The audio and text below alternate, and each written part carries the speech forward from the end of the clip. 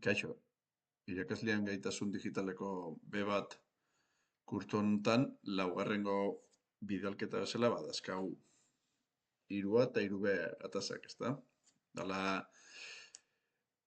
ikasleekin lan testu ingurua nolakoa dan azaltzea eta baliabideak nola partekatzen ditugun eta nola jartzen ditugun eskura. Eta nola jasotzen ditugun baita ere. Bai, bueno, orduan azaldukoet hemen portafolioan da benetazko irudiak bai, nola ite dugu, ezta? Lehenik eta behin, lehenare aipatu izan du, baina helbide elektronikoa behaiekin komunikatzeko, helbide elektronikoa batiz bato ibiltza dugu, eta gure eskolan kasuan, Google Workspace plataforma ibiltza dut orduan behaien helbide elektronikoa kasu honetan Gmail izango litzake. Eskolako helbide elektroniko horrekin ikasleak dazke Google Workspace hortako baliabide guztietako sarbideak, ezta? Bai, Classroom, Drive, kalendar dala, o dana dalakoak. Bai, bueno, esan dutela korreo elektronikoak, geho baita ere txatatare ibili izan dute, baina batiz bat helbide elektronikoa. Eta gela virtual o gela digital bezala, baita ere, bide berdinen Googleko herramienta bezala, Google Classroom ibiltze dugu, eskolan ala lehen etxealako, eta baita ere, mogu simplian da errasiteko mogukoa ikustealako. Bertan dazkau, ikasgela, modulo zehatzan ikasgelak, o baita ere, izango liake modulo sortak o erronka intermodularran ikasgelak. Bai? Vale. Eta hemen moduloko bakoitzean, estruktura bat, baliabide batzuk, jarduera batzuk, bai? Ikusteko dian gauza batzuk eta entregatzeko dian beste batzuk. Bai?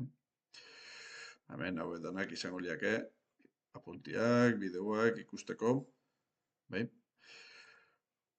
Aldiz, hemen bitzaldin badau toki berdinean, apuntiak izango liake. Hemen lehenbiziko jarduera batekin ongo litzake, enuntziatua da hon. Bai, berdue. Ataza, ezta? Bai. Gero beste gai baten inguruko apunte batzuk, bigarrengo ataza bat. Hirugarrengo ataza bat. Gero ite ditugu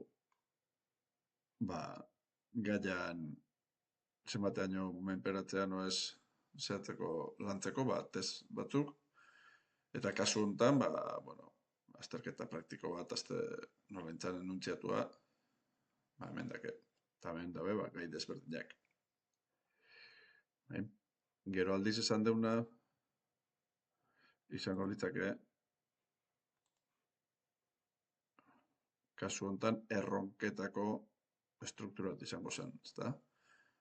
Bakoitzak bere klarrunea bideratzeu, baino justu erronkan berri esan dituen gauzak, baliabide, entregak eta guzti horiek, hemen izango liake.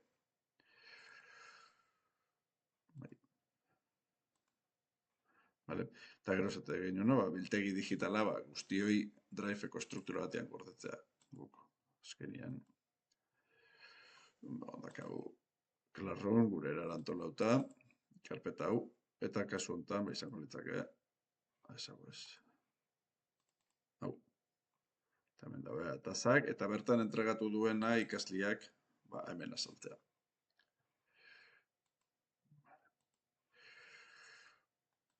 Honekin harremanduta, nola partekatzean behaiekin, egile zen Classroom bitartez sortzean ian, bertan hilotzean ikasliak matrikulatu dien ian, hemen azaltzean bezala, ezta, pertsonak, matrikulatuak, hemen dazkau zerrenda.